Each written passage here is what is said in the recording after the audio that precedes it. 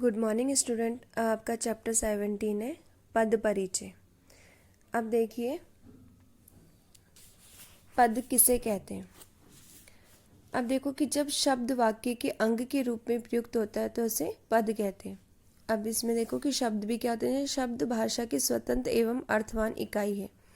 जब शब्द स्वतंत्र रूप से प्रयुक्त होता है और वाक्य के बाहर होता है तो उसे शब्द कहते हैं।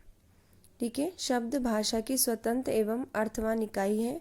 जब शब्द स्वतंत्र रूप से प्रयुक्त होता है और वाक्य के बाहर होता है तो उसे शब्द कहते हैं। जबकि जब शब्द वाक्य के अंग के रूप में प्रयुक्त होता है तो उसे पद कहते हैं। ठीक है, शब्द किसे जब वाक्य के बाहर होता है तो उसे शब्द कहते हैं, मगर पद किसे कहते हैं कि जब शब्द वाक्य के अंग के रूप में प्रयुक्त होता है तो उसे पद कहते हैं।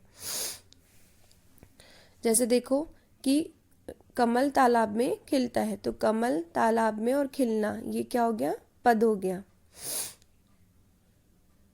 क्योंकि वाक्य के रूप में प्रयोग हो रहा है। तो वाक्य के रूप में प्रयोग हो रहा है तो ये क्या कहा जाएगा, पद कहते हैं इसको। अब देखो पद परिचय किसे कहते हैं। पद परिचय की डेफिनेशन देखो कि पदों का व्याकरणिक परिचय, पदों का व्याकरणिक परिचय पद परिचय कहलाता है। ठीक है, व्याकरणिक मीन्स मतलब देखो कि पद परिचय बताने के लिए पद के भेद, उपभेद, लिंग, वचन, कारक आदि का परिचय देना भी जरूरी होता है। मतलब क्या होता है इसमें परिचय में कि इसमें पद के भेद, उपभेद, लिंग, वचन, कारक आदि के बारे में बताया जाता है तो उसे पद परिचय कहते हैं। पद परिचय के आवश्यक पॉइंट देखो। संज्ञा, सर्वनाम, विशेषण। संज्ञा में संज्ञा के भेद, लिंग, वचन, कारक, क्रिया के साथ संबंध।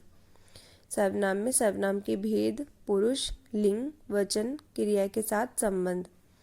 विशेषण में विशेषण के भेद, लिंग, वचन और विशेष्य। क्रिया में क्रिया के भेद, लिंग, वचन, पुरुष, धातु, काल, वाच्य, कर्ताओं में कर्म का संकेत। अव्यय है क्रिया विशेषण भेद। जिस क्रिया की विशेषता बताई जा रही है उसका निर्देश समुच्चय बोधक, संबंध बोधक और विस्मयादि बोधक भेद तथा उनका संबंध और निर्देशक, निर्देश आदि।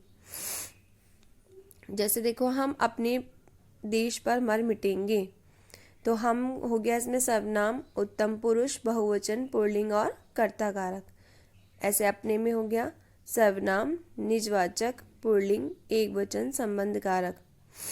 जैसे देश पर हो गया संज्ञा, जातिवाचक संज्ञा, पुल्लिंग, एकवचन, अधिकरण कारक।